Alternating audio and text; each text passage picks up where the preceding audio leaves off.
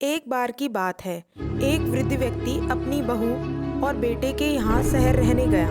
उम्र के इस पड़ाव पर वह अत्यंत कमजोर हो चुका था।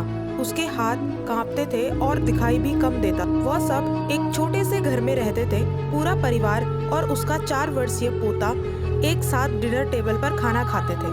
लेकिन वृद्ध होने के कारण उस व्यक्ति को खाने में बहुत दिक्कत होती थी। कभी मटर के दाने उसकी चम्मच से निकलकर फर्श पे बिखर जाते थे, तो कभी हाथ से दूध छलककर मेज पोस्ट पर गिर जाता। बहू बेटे 1-2 दिन तो यह सब देखकर सहन करते रहे, पर अब उन्हें पिता की इस काम से चिढ़ होने लगी। हमें इनका कुछ करना पड़ेगा, लड़के ने कहा। बहू ने भी हाँ में हाँ मिलाई और बोली, आखिर कब तक हम इनकी वजह से अपने खाने का मजा किरकिरा करते रहेंगे, और हम इस तरह चीजों का नुकसान होते हुए भी कब तक देखेंगे। अगले दिन जब खाने का वक्त हुआ तो बेटे ने एक पुरानी मेज को निकालकर कमरे के कोने में लगा दिया। अब बूढ़े पिता को वहीं अकेले बैठकर अपना भोजन करना था। यहाँ तक कि उनके खाने के बर्तनों की जगह एक लकड़ी का कटोरा दे दिया गया था, ताकि अब और बर्तन ना टूट फूट सके।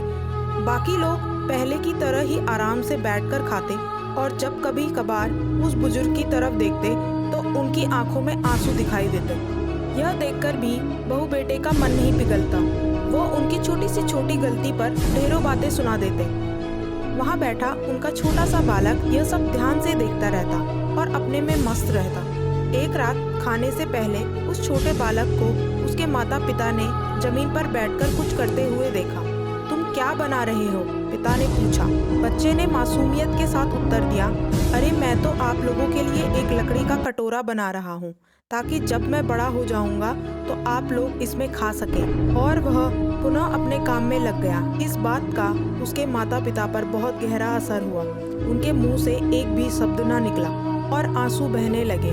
वो दोनों बिना बोले ही समझ चुके थे कि अब उन्हें क्या करना है। उस रात वो अपने बूढ़े पिता को वापस डिनर टेबल पर ले आए और फिर कभी अभद्र व्यवहार नहीं किया।